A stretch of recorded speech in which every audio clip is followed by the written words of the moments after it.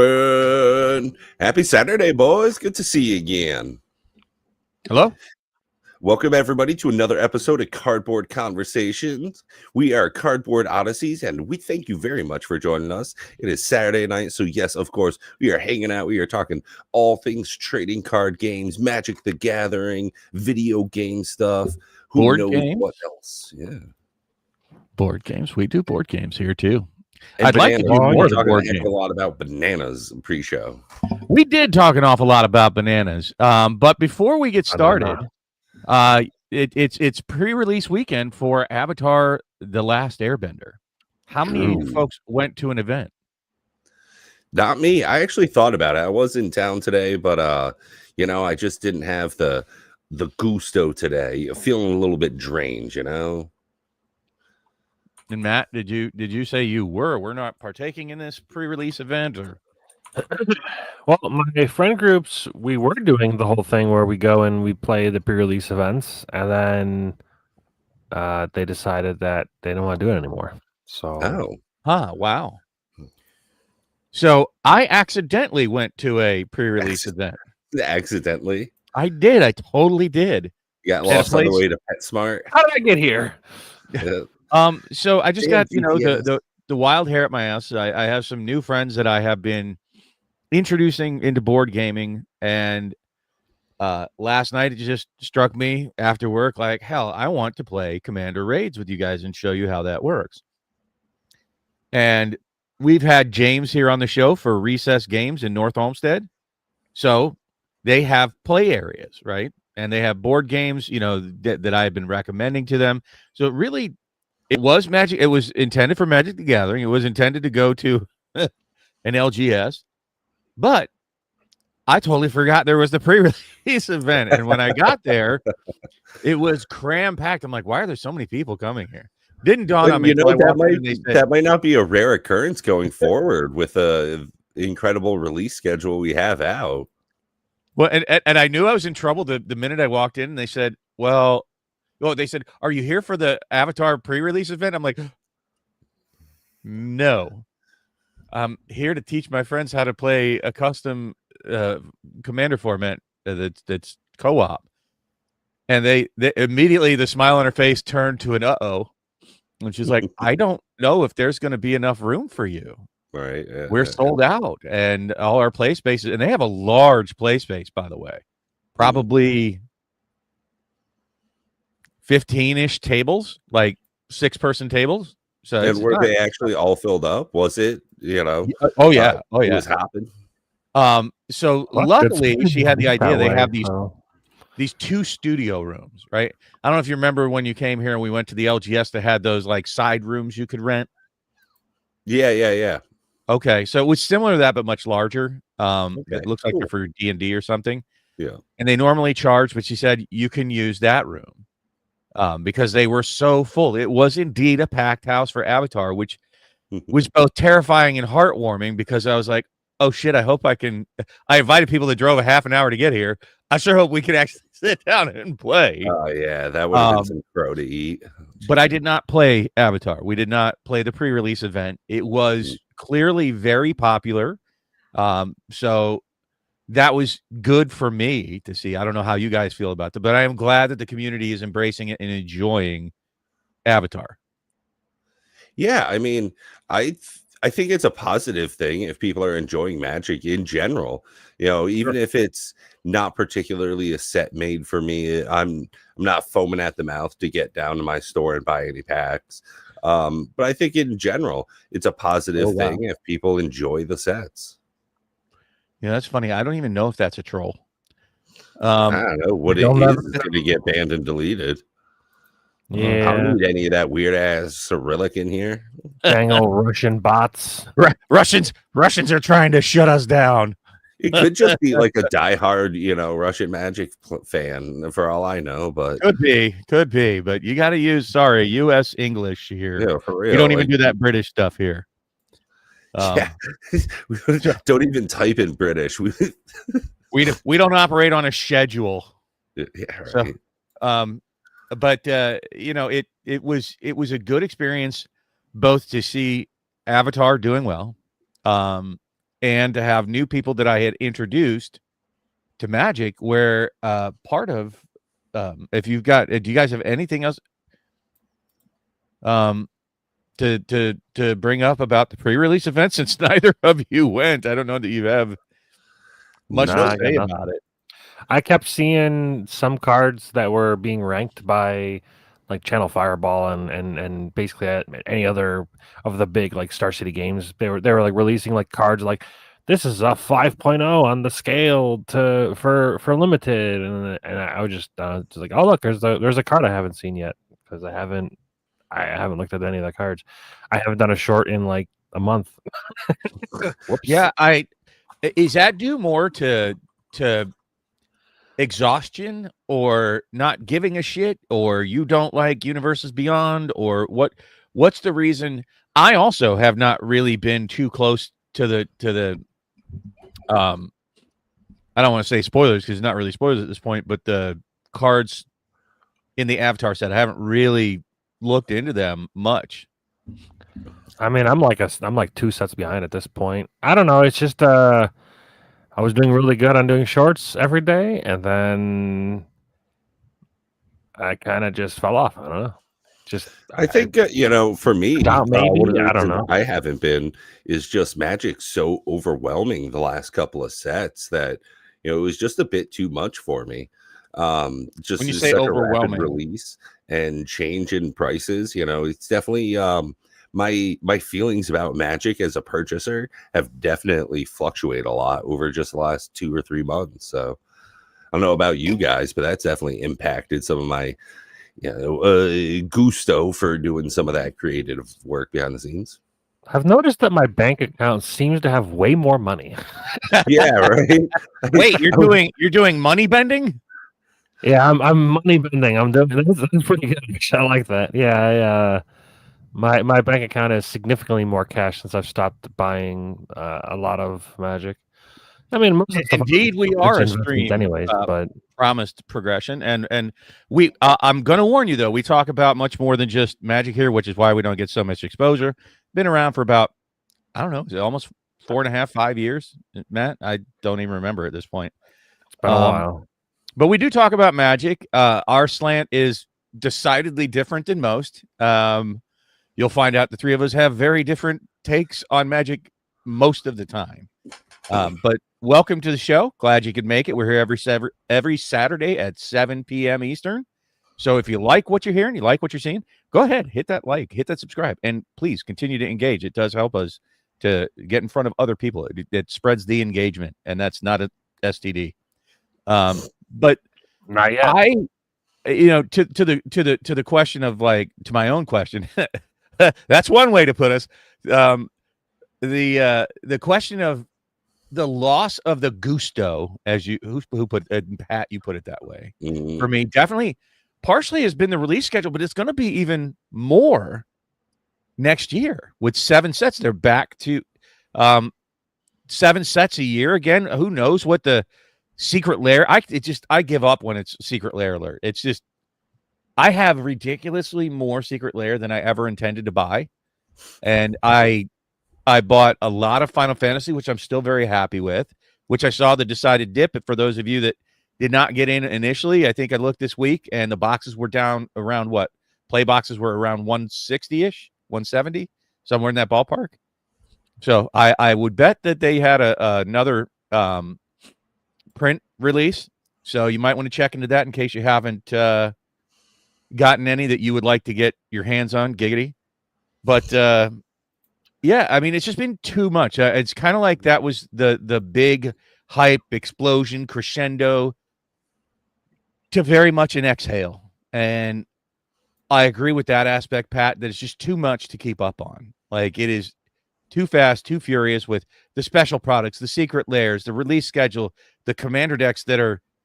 What is the commander deck release schedule even anymore? I don't understand it. So ridiculous. Well, it's just like not every set gets it, and the ones that do just don't seem to have the... Sometimes you get one deck, sometimes you're going to get 4 of them, 2 of them, or 2. And they try to sell you 2x2 decks in a bundle of... Yeah, wasn't there one recently that only had 2 decks in it, but you got 2 of each? Yeah, Like, it just makes Everyone absolutely. does it all the time. It's not. Yeah. That's not Watsy's thing. It's so odd. Either Watch's thing is only they're trying to designing scam 2 decks people. for a set, right? That's just business. I don't understand what they're doing with the Dumb commander model. decks. I don't know if anybody saw that graph in their YouTube or in their Facebook feed that showed like the delineation of how many people play Magic the Gathering online, how many people play Arena competitively, how many are casual Arena, how many people play paper competitive, and how many people play EDH. And of course, the biggest, paper EDH, and the biggest graph by far was paper EDH. So I think it is a very relevant question of what the fuck are they doing with the commander deck releases? Like, do they not have a vision and a plan and an outline, something people can count on?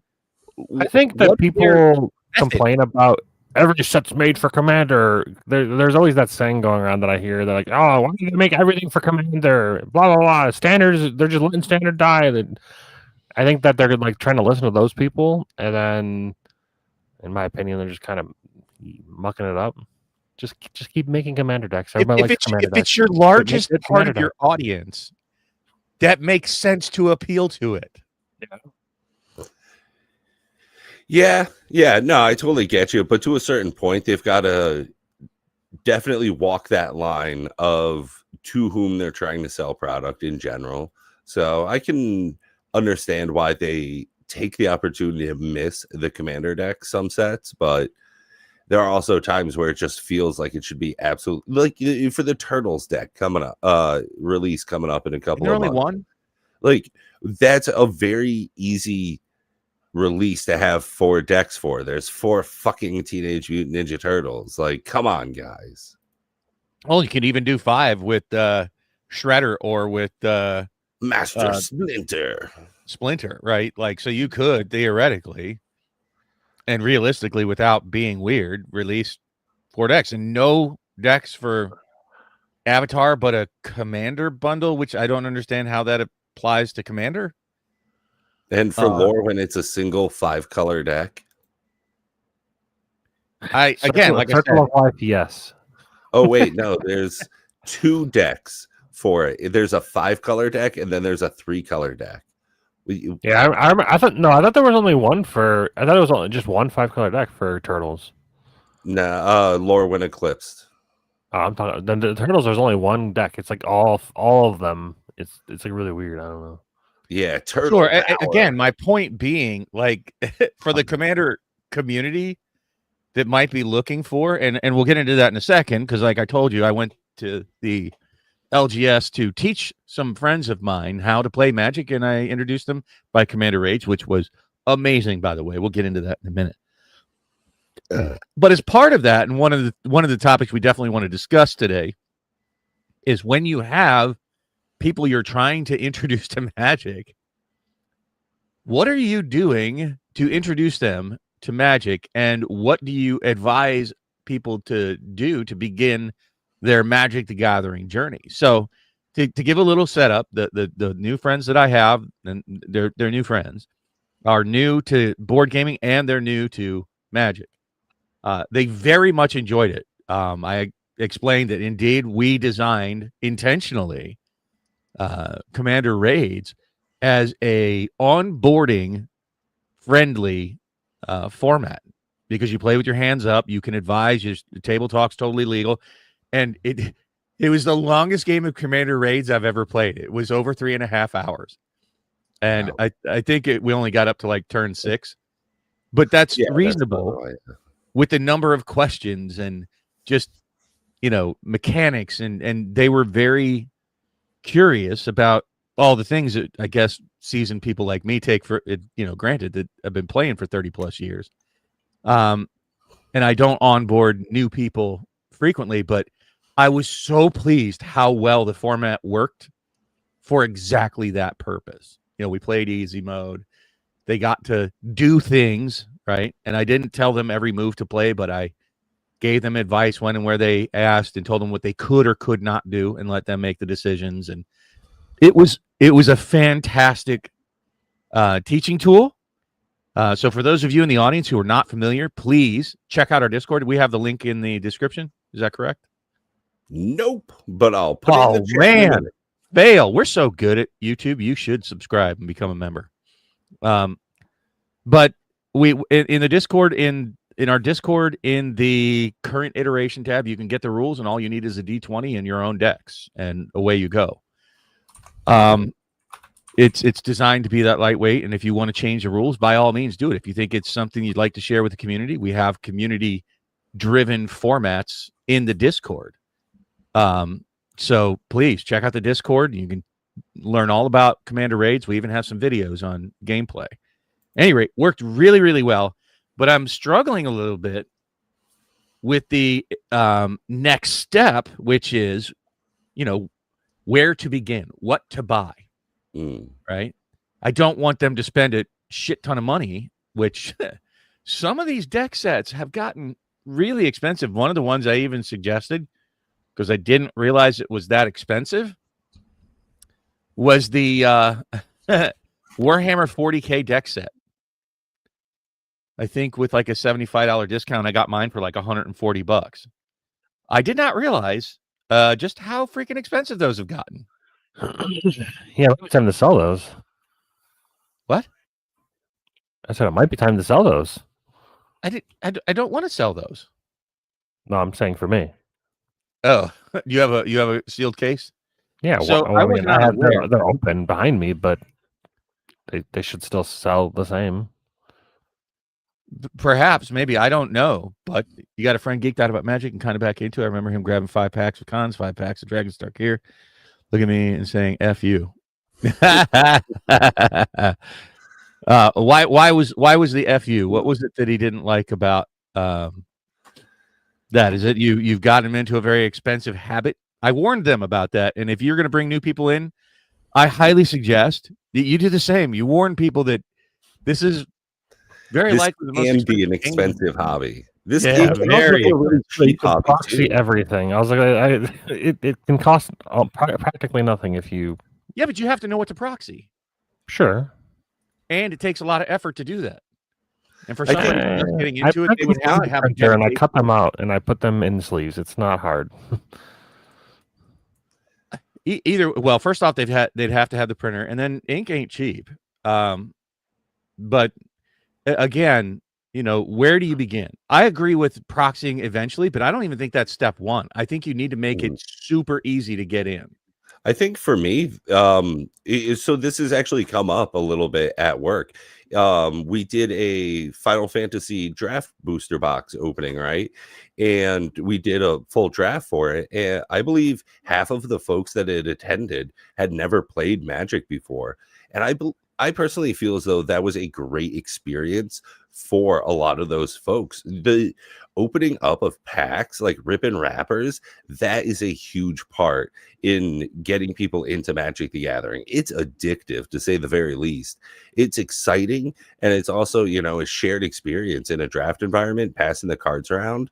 So I think that that's a really great avenue to get someone into playing Magic the Gathering.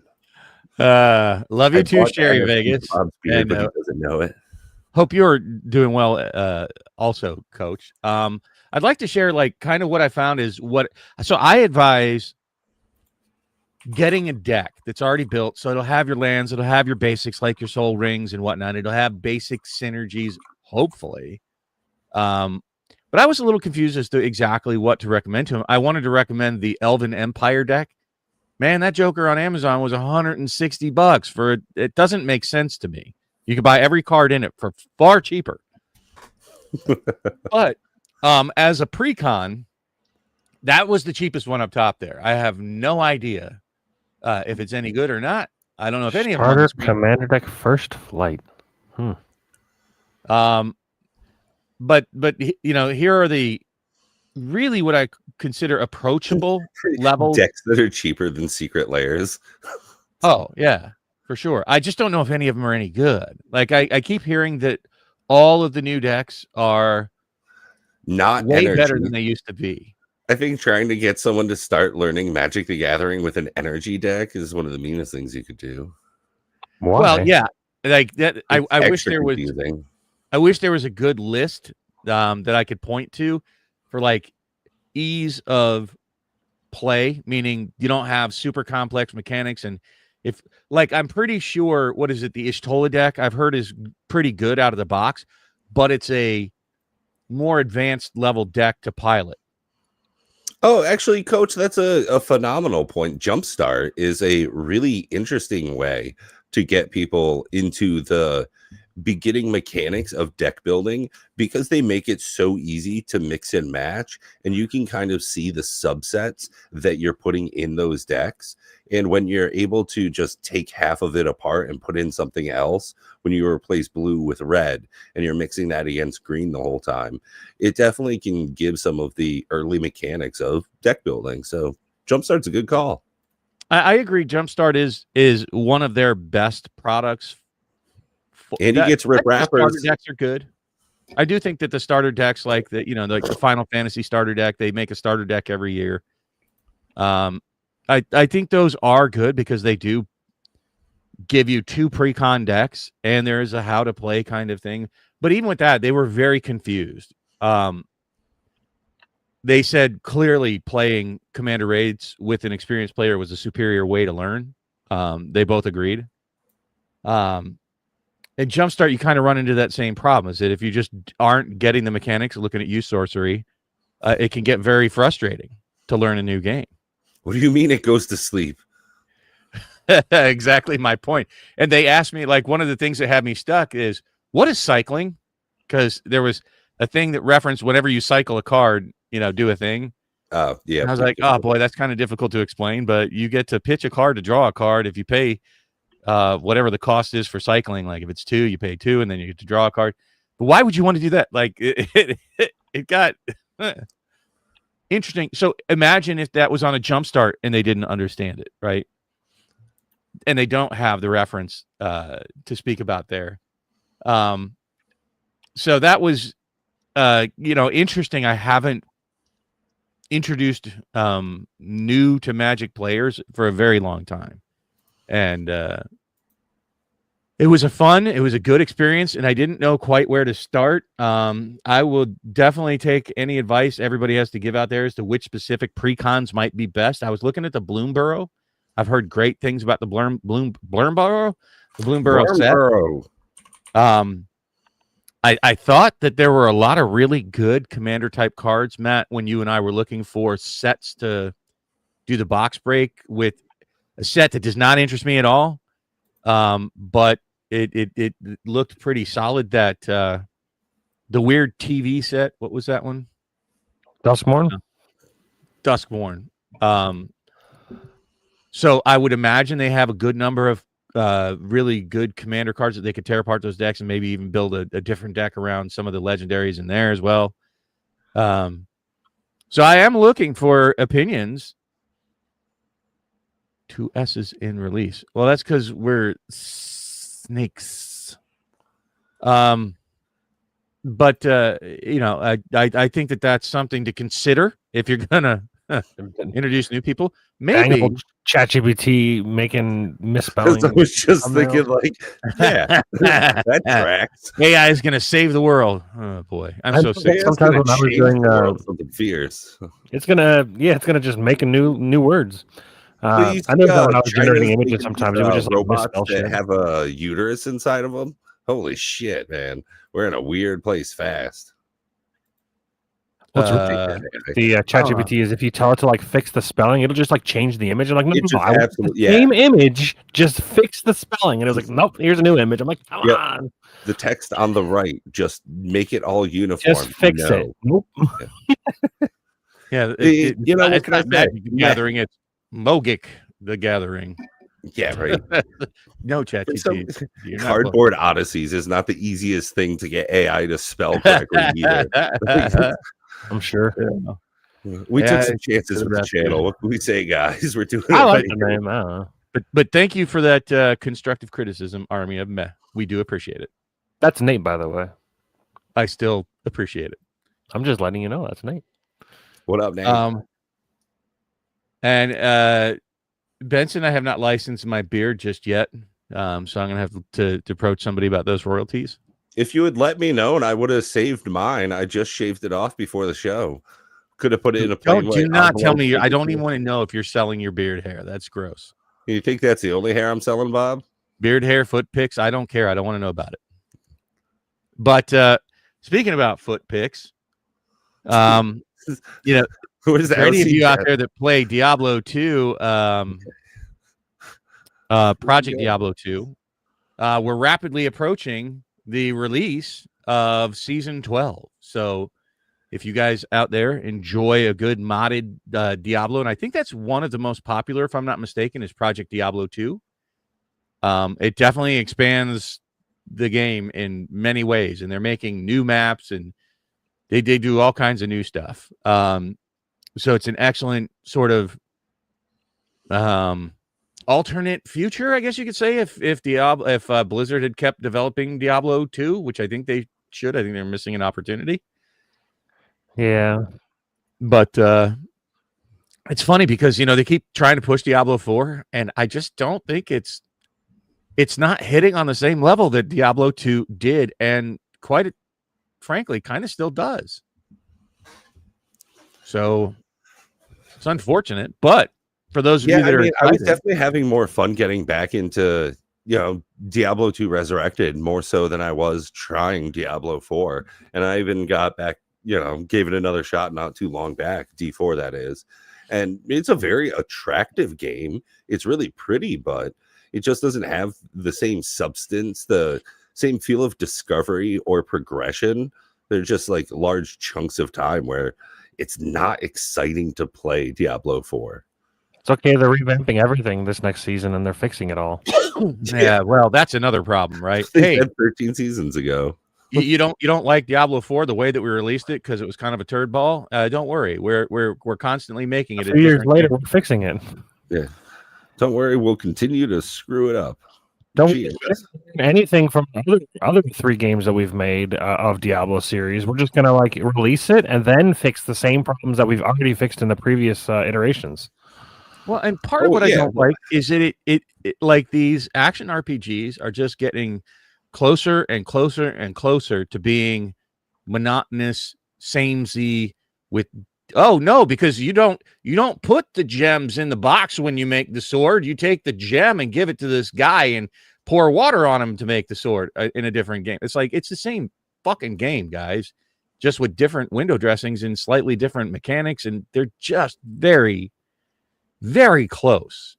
I definitely feel that. I know you guys are far more seasoned action role-playing gamers than I am, but I think that maybe my newbie eyes, as it were, when I did Path of Exile 2, along with Last Epoch and the different Diablo series through the years and such, it definitely feels as though they've kind of gotten to I don't want to say homogenous. Well, it's just that there is a formula for making an action role-playing game, unfortunately. And I think that even the Titan Quest that came out not too long ago just uses that exact same type of game. And I know that that's the genre of it, but it just feels as though there too often is not any actual innovation when a new game comes out. Well, and I'll put it this way. It's kind of like the problem that so many MMOs have had with trying to be the WoW killer. I don't know if you're familiar with that. That's every MMO that's been created since World of Warcraft has said, is this going to be the WoW killer? Here's the problem. If you don't make it close enough to World of Warcraft as an MMO, well, then it generally tends to fail. You're not going to get those players. If it's not a game similar enough, then it's not targeting that audience. And if it is similar enough, then most people say, it's just a clone. Well, why don't I just play WoW? Right. I don't want to play a WoW clone. I just want to play WoW. So again, it's a tough thing. It should be tough. You shouldn't have 5,000 titles released a year that are all successful. That's not. It doesn't even make sense, right? Wouldn't that be nice, though? I mean, it would be nice-ish, but what would be nicer? And I'm gonna go down kind of a little rabbit hole if you'll give me a little leeway here. Whether it's TCGs, whether it's movies, whether it's television series, board games, video games. I feel like in the last 20 years, there's been a large degree of stagnation. That, like, for so many years, from like the 70s all the way up through the early 2000s, there was tons of innovation in all of these genres. Like, if you watch a 1970s movie and then watch a movie released in 2000, they're not even close. You're talking like some Kojak shit compared to Lord of the Rings. You're comparing video games, Pac-Man and Space Invaders to World of Warcraft. GTA 3. Yeah. It's there was massive amounts of really different approaches to whatever the creative genres were. Looking at music, like the amount of different genres of music you had in the 70s compared to what happened all the way through the 2000s, compared from 2000 till now. Like, have there been any new forms of popular music created since 2000? I don't think so. It's very, unless you consider AI. But movies, it's like every movie is just we're rebooting, we're remaking, we're rebranding. Oh, Jesus something Christ, that came before. Like, where's the innovation? Just wait for the fully released AI movie in theaters coming to a theater near you. This movie was entirely made by AI. Yeah. It would probably work because people would be curious. They've already made completely AI movies. Yeah, I've watched shorts, like 15-minute shorts. In theater is what I'm saying. Like an actual theater movie. Well, theaters, I think, are something that's in the rearview mirror. Like, yeah. Honestly, I don't even think the young, like, no offense, you guys might still feel young, but there's like, what, 2 generations behind you, Z and Alpha, right? Aren't those? Oh, yeah. Oh, for sure. They don't give a shit about movies. 38, so I don't know if I give a shit about movies. They don't. Big waste of money.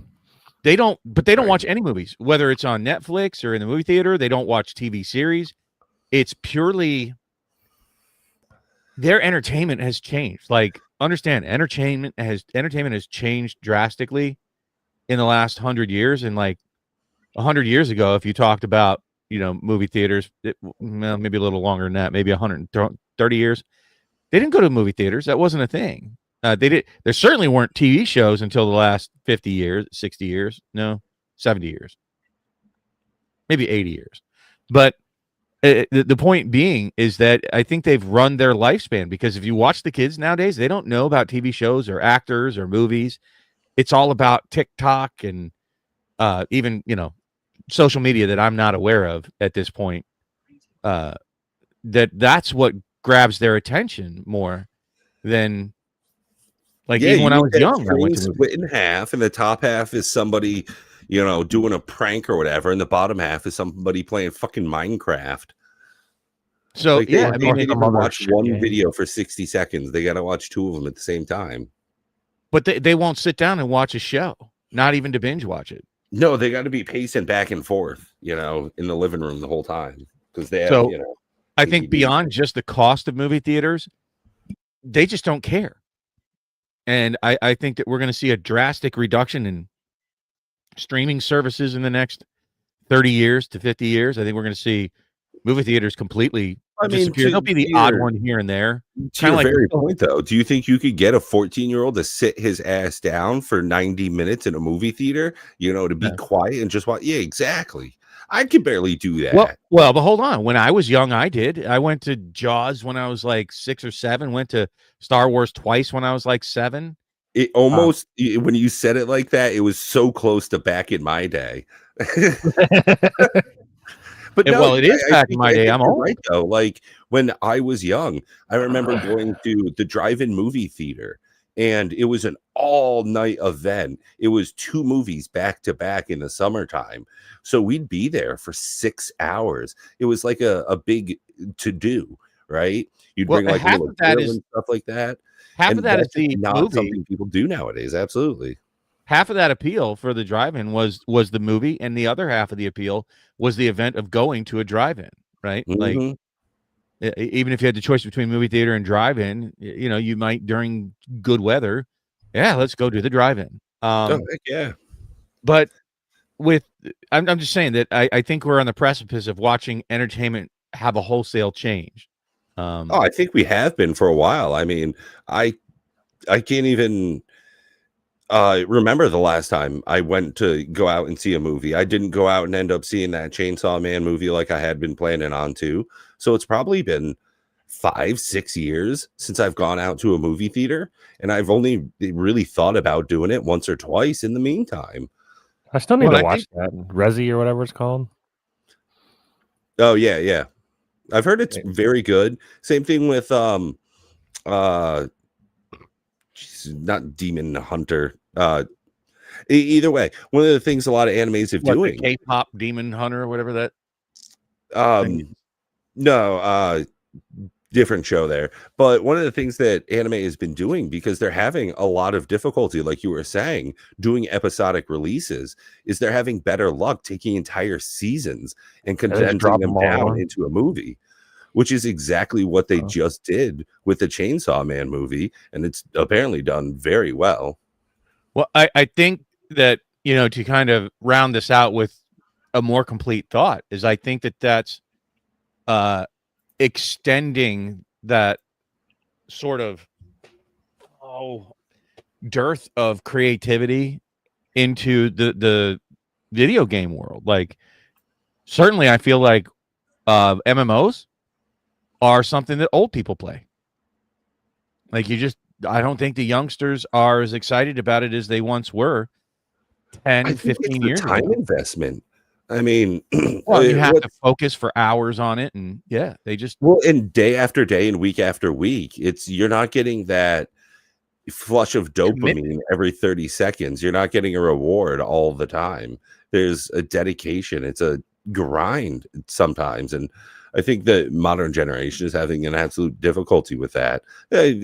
Definitely an expression of that difficulty is work, going 9 to 5, just showing up and doing your damn job. Oh yeah, my daughter hates work so much. She complains so much more. I remember being grateful when I was younger, like, holy shit, I have money of my own. And now, yeah, for sure. Coach went out, saw the Minecraft movie in theaters, pretty packed, popular, lots of kids. Yeah, absolutely. That was for sure an aberration. Minecraft is a bit. It's a special thing. And the Mario movie, and they're doing another Mario movie, Super Mario Galaxy, coming up here. I still haven't watched that one either. Yeah, it's another thing I just don't give a shit about. But the Pokemon movie for me, But again, I'm just saying, it's like I'm feeling something. It's like it's like a ethereal gnawing at the edge of my thought process about this lack of creativity in the things that I consider entertainment. And it's shifting. There's certainly a seismic zeitgeist shift currently facing us, and it's going to disagree that there's no creativity. Maybe are you seeing there's less? Because there's definitely not. No, there's plenty of games that come out that are like massively creative and they do extremely well. And then there's a bunch of games that come out and copy it for the next fucking 10 years. But there's still very creative games that are coming out still to this day. Expedition 33 is a really good example of that. That it revolutionized, I think, the turn-based genre of like what Final Fantasy used to be, and they made it. They innovated on it and made it probably one of the best games in history. Just an example. Yeah, I think understand what you're saying, and I'm not saying that there aren't creative movies, and there aren't. I'm saying the amount of creative new things to experience. I think it's difficult to be massively creative. There's a glut of terrible movies that are coming out in general. I mean, it's difficult to wade through Netflix and find something decent to watch, but I think there are more good things coming out than there have been in the past. But there's exponentially more really shitty movies and low bar tries that we're seeing coming out as well. So I personally think it's just more difficult to find good stuff nowadays. Honestly, I think a lot of the energy has shifted from traditional things into that social media, everybody's a star space, that the young creative minds are thinking in that direction and expending their energy that way more than coming up through the ranks for things that are more traditional. And I think that has a net effect in the end that comes out in the form of copying everything, that it's very difficult to find something like a Lord of the Rings or a Harry Potter to come out again. And if it is something that's on that scale, it's rebooting something else, like, yet another Marvel movie, or another Star Wars. Like, I feel like things have changed. That's just my 2 cents worth, and I could be wrong. I'm just saying from my perspective. Obviously, things are changing. What's that? I said, obviously, things are changing. Okay. The times, they are changing. The times, they always change. Well, sure. And that's what I'm saying, is I think that the shift from what we consider entertainment is waning and other forms of entertainment are growing. Yeah, I'd agree with that. I would say that by and large, like, full format movies, 90 to 120 minute movies, box offices, the movie theater in general. Like, I think it's a well accepted fact at this point that in America and generally across the world, movie theaters are not being utilized the way that they used to be. It's more and more difficult to go out. I mean, I was just dicking around here on the internet while we were talking. Crunchyroll, right? The streaming service for anime, it's $8 a month. I cannot get an $8 movie ticket. And for the 2 hours I might get at the movie theater that I'd have to physically go to see, sit in some sticky chair and be in the same place as a bunch of, mouth breathing people that are throwing popcorn and talking the whole time, versus an entire month worth of however much content I can consume at home in my free time, whenever it's really convenient to me. If I want to watch an episode before I go to work, awesome, 6 a.m, I can watch some anime. I don't have that same thing if for a movie theater. The convenience nowadays, for sure.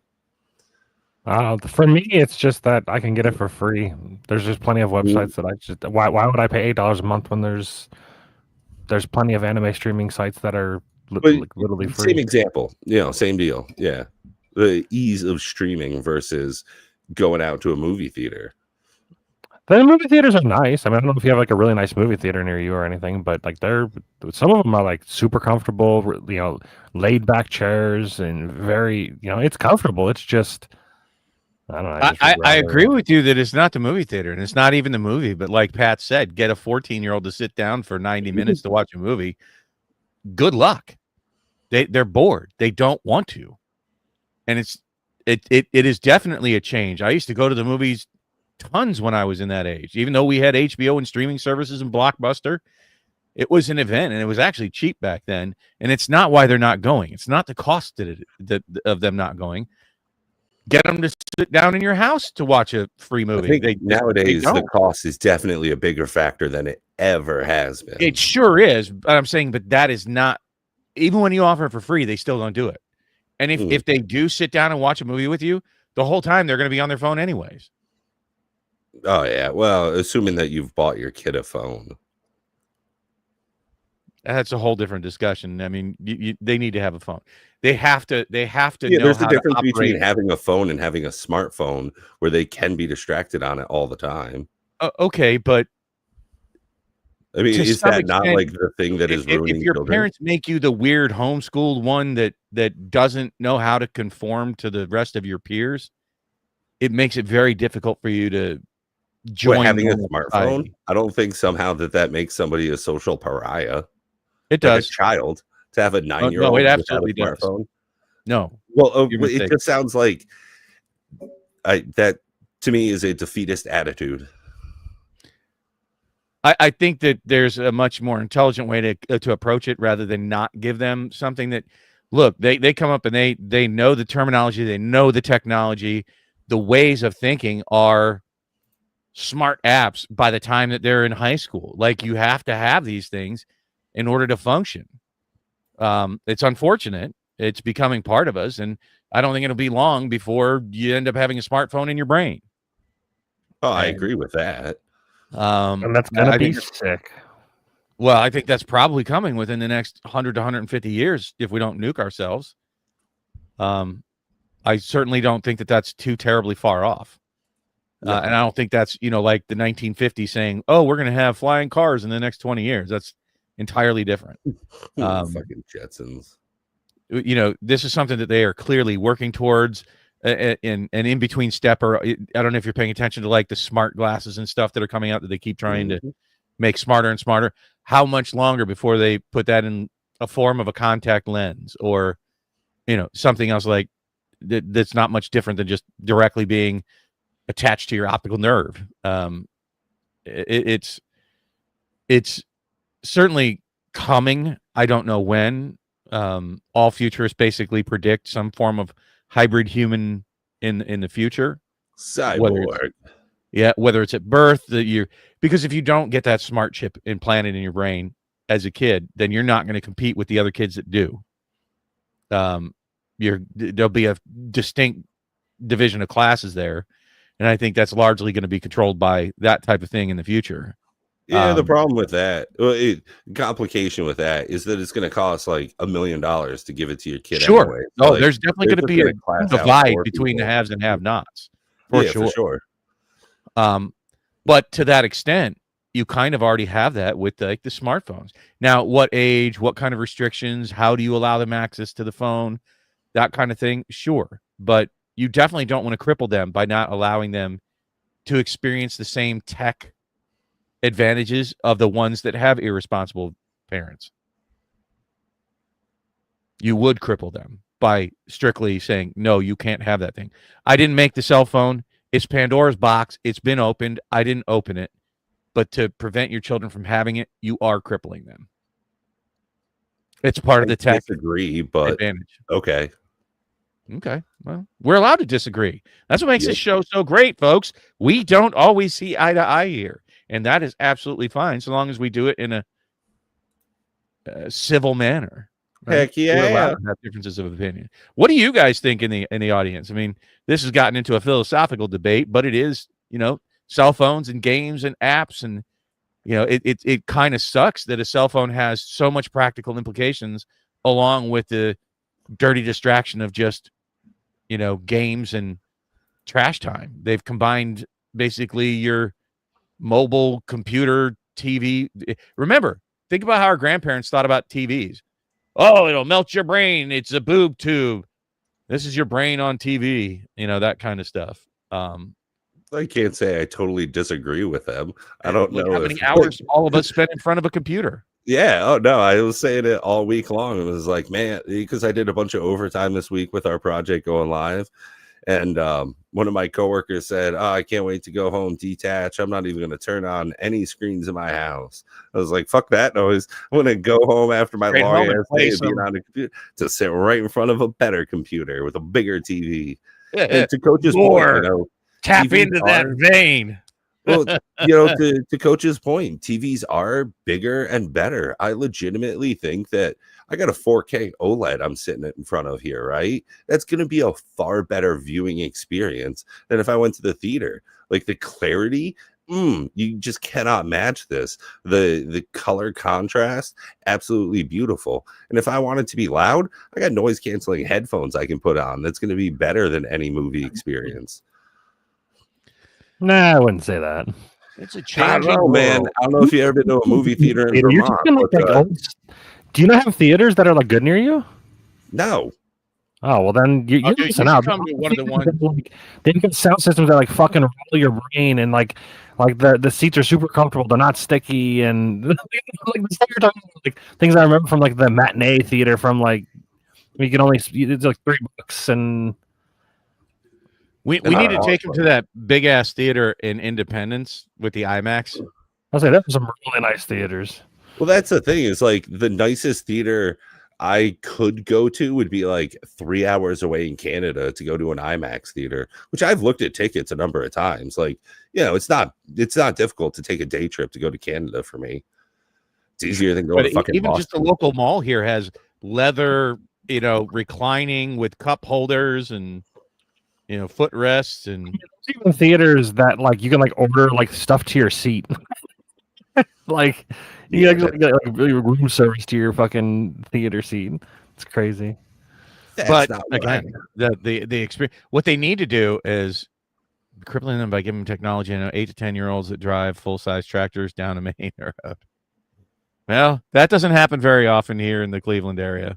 No, for sure though. Like Coach lives like I think 15 minutes away from me, so very similar like situation is. I mean, like my niece, I don't think she has a phone, but it is not a smartphone. It is a flip phone, like a fucking Nokia from back in the day, so that she can call people, she can be safe, she can text their friends or whatever.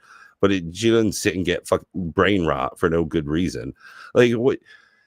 One of the things that we have luckily in our family imparted onto some of the younger generation is that like there are things that you are responsible for doing in the house. So similar to like what Coach is talking about, an 8-10-year-old driving a tractor. Yeah, because they're going to work that day. Like they're going to do something on the farm. Like, no, and I mean that in a very serious way. Like, why would that child not work? Like, why are they just not doing anything? Work is fun for a lot of kids. Like, if they're learning, it's a great experience. That kid's driving a tractor. Like, you know how much fun that is for him? Yeah, for of the course. First day, but when you have to do it day after day, it's not very much fun.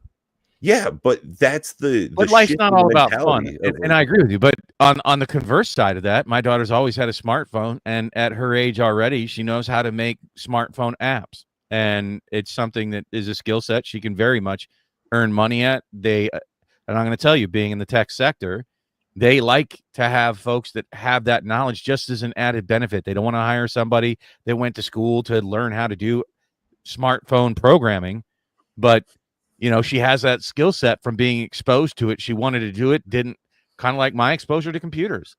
Started by playing video games, and it's been a lifelong obsession, and I had to learn how to tear them apart and build them in the 90s because it wasn't easy to buy and build your own computers back then, and I wanted to play Diablo 1. And that has definitely, you can see, connect the dots to the success of my career for sure. And there's many people that are that way, and even not just the people who turn into developers, but knowing how to move around the apps or apps that are similar to something that people can say, hey, like that app that does X at work, or your AI, or if you're not using technology in today's world in virtually any career field, whether you're driving tractors or not, but guess what? Eventually AI is going to be driving these tractors and operating these tractors, and you're going to need to know what to do with the tractor for sure and how to repair it. But you're also going to need to know how to interface with the technology, or the farm down the road is going to be out producing the shit out of you. And there's definitely something to be said about the difference between being a Luddite, but also having technology run your life, to be addicted to it, like a lot of the modern generation is, like what we were talking about. I'm just saying that I don't know that that's a great thing, Coach. Don't worry, they're Heineken non-alcoholics. But again, there is something to be said for it, and it's one of those things that if you don't, there's a fine line, and as a parent, you need to work with trying to ensure the best future for your child. Like if it becomes the nanny, then it's a problem. But if you can work with your kid, and guess what? Raising kids is a super time consuming event. You shouldn't have kids if you're not willing to commit to that. Mm-hmm. And as part of that, no matter what the technology or tool is, you need to be able to work with them and say, here's the bad side of whatever the hell it is. Magic could be bad. Look at how many people have a terrible relationship with Magic out there, where they spend far too much time on it. They don't have a social life. They spend every available cent they have. They have no retirement savings. Their car is a piece of shit, if they have one. They have no social skills and have no dating life whatsoever. That Magic did that they overconsumed it to the point where it consumed their life, to where they couldn't have a healthy relationship outside of pieces of paper, right? And or cardboard. So anything could be abused and could be unhealthy in excess. And it doesn't even matter what that is. Studying. If all you ever do is study but never apply things, guess what? Knowing all that information doesn't mean shit. And if you're not going to work because you're busy studying and you don't want to do something practical with it, guess what? That's also crippling. Yeah, right. Then it's just been a waste of time. Yeah. So, yeah, I mean, you need to teach kids how to be productive members of society. And I think that gets lost. And it's very easy, to your point, to just hand them a cell phone and say, knock yourself out, and they're quiet and they don't bother you. Well, that's just fucking lazy parenting. Sorry. No worries. I am just getting our link ready. Yeah, and if you want to hear me preach more, yes, that's right. We have broken up tonight's shows much like we were doing previously. We were doing a little bit of an experiment, turning our mainstream into a members only. But tonight we are regressing back to our previous standard. Yeah, we're going full screen, baby. Yeah, Commander Raid, since we're wide again. And utilizing the whole screen space. So if you want more content like that, you're gonna have to become a channel member. Yes, that's right. We are offering $1 channel memberships, less than $1. It's 99 cents. Maybe you live in that weird tax-free area and you don't even have to pay that 6 cents taxes like I do. Ooh, it's a terrible thing up here. But that's right. For $1 a month, you can get extra content, our members only stream. Along with that, sometimes we offer other stuff at other tiers. So you'll have to indulge by clicking onto our little icon down there and check out the different tier systems we've set up. Thank you again, Matt. All right, I think that's not going to wrap it up for us tonight, folks. We got a couple minutes left, but sometimes we go over on a normal show. Sometimes we don't. Moderation is the key, Coach. That is the key to life, my friend. For shizzle. I just said for shizzle. For shizzle. Yeah, he sure did. For shizzle. That's dope. That's a different story. Yeah. Okay, well, hey, we will check you guys out in the members only stream. We're going to start that up in just a couple of minutes. So until next week, if you're one of those freeloaders that's just checking out the regular live streams. No, we appreciate you. I disagree with Pat. We're going to argue and fight on that. But we certainly would appreciate those who go the extra mile. We're also going to talk about what Magic the Gathering product you should spend your 2,000 Stimmy check on. It's going to be great. Oh, shit, yeah. Let's hear that. Let's get into that, folks. Free government money. Free government money. Fighting between us here. Okay, well, until then, take care, y'all. Bye now. Don't dance. No dancing. I'm trying. Nope. I'm